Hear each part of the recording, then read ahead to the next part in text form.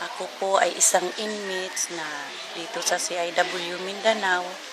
Ako po ay magsalita ngayon. Sa totoo lang po, hindi po talaga ako magsasalita. Dahil po natatakot ako na sa pribihiyong binigay nila sa amin na magtataliko. Kaya kung inisip ko po, kung hindi po ako magsasalita, paano po yung mga iba na mahina talaga ang loob.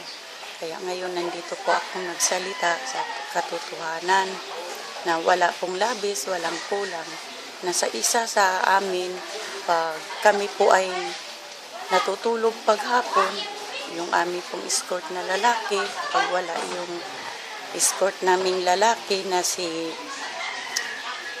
Sir Carrion po, ang akin pong kasama at saka yung aming kapatas, pag natutulog ay hinahalikan niya. Nakikita ko po, nagagalit ako.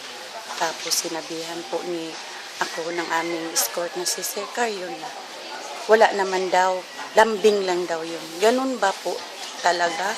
Lambing? Ganun ba ang nila sa amin? Lalambingin kami pag may natutulog ang aming kasamahan. Napakalaking respeto ko sa kanya. Wala daw akong respeto. Pero sinabi ko, Sir, napakalaking respeto ko sa iyo. Lalo na sa iyong uniform. Ngayon, hinubaran po niya ako ng uniform niya at saka yung t-shirt niya. Sinabi niya sa akin, ano ngayon? Wala na akong t-shirt, wala na akong uniform. Anong gusto mo? Kaya sinabihan ko po siya ng bastos. Napakabastos. Hindi ko akalain, bastos ka pala, Sir. Kaya nagalit siya sa akin. Ginawa niya ako ng report para mailipat ako sa ibang pakingan. Pero nung nabasa ni Ma'am Tess Lucinio ang report, tinawag niya ako. Sabi niya, ano ka totoo na hinubara na nagalit sa akin ang report sa aming escort na lalaking si Sir Carrion. Sinabi ko, hindi po yan totoo, ma'am. Nagalit siya kasi napagsalitaan ko siyang bastos. 3 bisis po. Sinabi ko sa kanya na bastos siya. Pinaliwanag ko kay Ma'am Tess Lucinio na ganun ang ginawa niya sa akin. Inubaran niya ako ng uniform. Sinabi niya sa akin, sige, hindi ka maiwan sa taliko.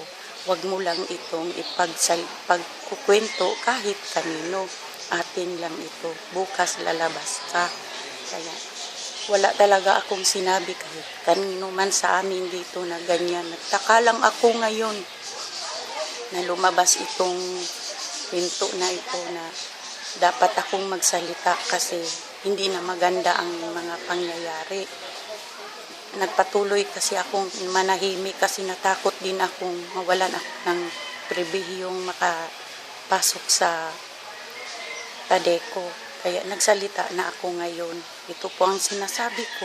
Wala po itong labis, walang kulang. Nagtaka nga ako bakit hindi kami hinarap ng aking escort para maliwanagan din ako kung bakit.